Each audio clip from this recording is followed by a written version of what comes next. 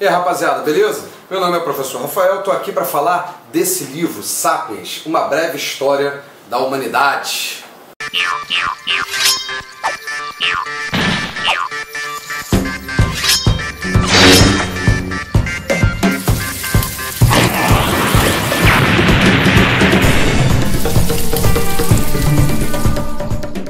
Você que é vestibulando, ou você que tem uma curiosidade geral sobre como foi a humanidade, você que está se preparando para o Enem, está precisando de ideias, está precisando refletir sobre as coisas, esse é um livro que eu recomendo.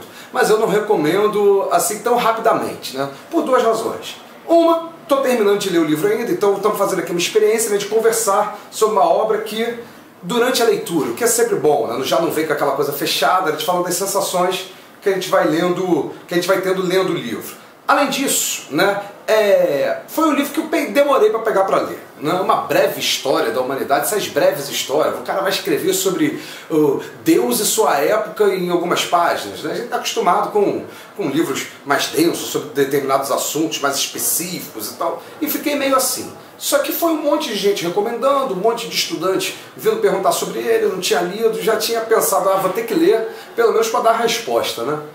Aí, o tempo foi passando, uma amiga querida mandava umas páginas, assim, eu não sabia que era desse livro, fui gostando do que eu fui vendo, fui achando simples e razoavelmente elegante o que estava sendo dito ali, e fui presenteado com o livro, fui ler. E alguns preconceitos meus vão caindo, né? A perspectiva do livro é muito interessante, né? Para quem está pensando aí, será que eu vou dar conta de ler? Esse livro não vai ser um livro para historiadores, filósofos lerem? Não, o livro é feito para ser entendido, tá certo? Que é uma grande virtude da obra e tal. Ela é escrita para que um público culto, amplo, em geral, leia. Ele não parte do pressuposto que você sabe uma série de coisas, ele vai te contando, vai ajudando a construir o pensamento, mas o que chama muita atenção é a perspectiva, né? Sapiens, vamos falar, estamos falando de quê? De pré-história? Do que a gente vai falar? Vai falar da humanidade como um todo, né? E isso é uma perspectiva perigosa, né? Perigosa de se trabalhar. Como é que você vai falar da humanidade como um todo, com tantas diferenças? Será que é possível? Será que não é? E aí o livro, para quem está estudando antropologia, ele lembra um pouco, embora de uma forma mais leve, né, aquilo que a gente poderia chamar de uma antropologia estrutural, né, de um estruturalismo, as correntes estruturalistas. Porque ele vai pensando as revoluções da humanidade não a partir de movimentações políticas, a Revolução Russa, a Revolução Francesa, a Revolução Cubana. Vai pensando as revoluções a partir da forma como a humanidade lida com o seu território, com a sua natureza. Então ele vai falar de uma revolução cognitiva, né? Depois da Revolução Neolítica, a Revolução Agrícola, a Revolução Industrial, a Revolução Tecnológica, e deixa o apontamento no final sobre as possibilidades as edições, né? A superação do Homo sapiens. Então a gente consegue hoje, por mecanismos médicos, cirúrgicos, bioquímicos, tecnológicos e tal, e mudando o nosso corpo, mudando a nossa conformação, o homem consegue virar mulher, a mulher consegue virar homem e tal. Como é que vai ser isso para o futuro? Esses são apontamentos que ele deixa, né? E que até vai ser trabalhado numa outra obra, né? O Homo Deus. Muito bem, que aí já jogando para frente. Essa perspectiva é interessante porque, diante de tantas diferenças que nós temos entre os povos, entre as culturas, dentro dos próprios povos, qual seria um caminho, né, para a gente pensar um futuro? Há quem diga, né, o Antônio Negri até chega a fazer um apontamento disso, que talvez uma perspectiva seja uma ideia de humanidade contra a natureza. Só que, apesar disso nos remeter a alguma coisa assim meio antiecológica, né? A humanidade contra a natureza, vamos explorar tudo quanto é recurso. Não, na verdade seria a ideia contrária, né? Em vez da gente ficar pensando aqui em algumas ficções que ele vai citando, né? Colocar dinheiro, empresas, estatutos, leis como fundamentos de uma certa união, por que não pensar a humanidade como na perspectiva de como é que a gente consegue controlar a natureza, como é que a gente lida com ela, será que é possível isso? O livro interpreta bastante desses aspectos, né? Vai olhando o desenvolvimento, vai rompendo com algumas coisas. Por exemplo, a gente está muito acostumado a estudar, né, na escola que a Revolução Agrícola trouxe uma série de vantagens, porque permitiu a sedentarização, permitiu com que esses homens trabalhassem menos e tal, permitiu com que ficassem mais tempo na sua casa porque a colheita estava garantida. Vai mostrando que não, né? Por exemplo, se a partir do momento que você começou a ter super colheitas, que vai poder cobrir um ano magro, né? Um ano que você não teve tantas colheitas assim, você vai precisar construir armazenamento, você vai precisar construir segurança, porque vai começar a chamar ladrões, você vai precisar fazer um corpo de vigias, vai começar a construir cercas e tal. Uma coisa vai levando a outra e você nunca vai exatamente trabalhar menos, né? Um celular. O celular, a gente pegou o celular para poder fazer as coisas de forma mais dinâmica, mais rápida e poder ficar mais tempo livre. Só que o próprio celular é capaz de colocar para a gente uma série de demandas que a gente não tinha antes. Um celular sozinho, aberto, ele é capaz de te dar demandas para 24 horas do seu dia. Então você ficar respondendo tudo e atendendo a todas as demandas que ele vai colocando.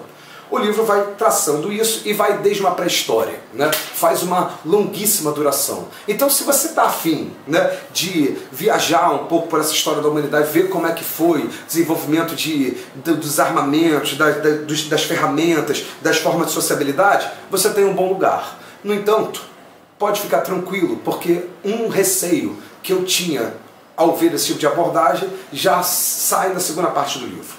Ué, em que ponto que a história e a biologia conversam? Nesse livro trata muito disso. Onde que história e biologia conversam? E a tendência, quando você faz esse tipo de análise, é ignorar aspectos de cultura, aspectos subjetivos, tentar tratar tudo como as guerras foram geradas por escassez, escassez gera guerra, a abundância gera paz.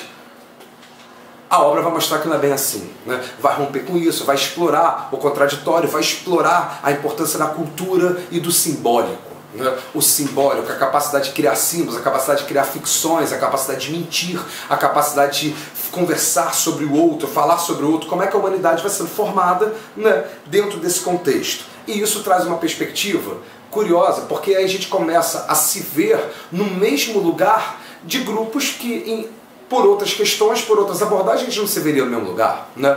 Onde é que Brasil, Argentina e Estados Unidos podem estar juntos, por exemplo? Como é que a gente pode se entender como uma coisa só? Numa perspectiva estrutural dessa, né? Em qual estágio nós da humanidade estamos no controle da natureza e na interação com os outros, né?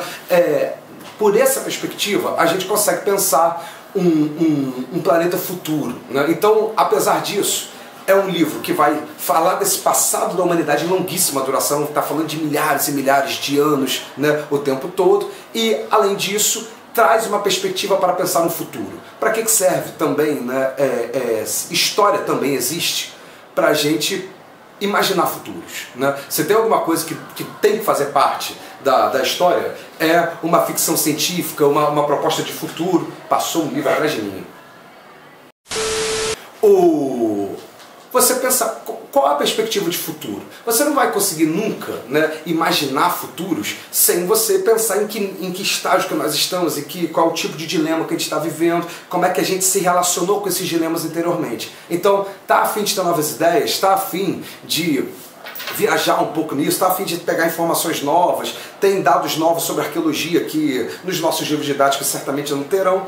Tá aí uma obra para você ler. Fica a recomendação, vale a pena. E uma última observação, é uma obra rápida. Você lê num tiro só, você não vai precisar ficar parando para ir olhar, para ir ver no Google o que são determinados conceitos, aquilo que precisa ser entendido, ele vai te explicar. Uma literatura bem agradável, bem rápida e te dá muitas ideias. Fica aí a dica para você, né, do Cebola Frita, poder acompanhar e poder estudar Sapiens, uma breve história da humanidade.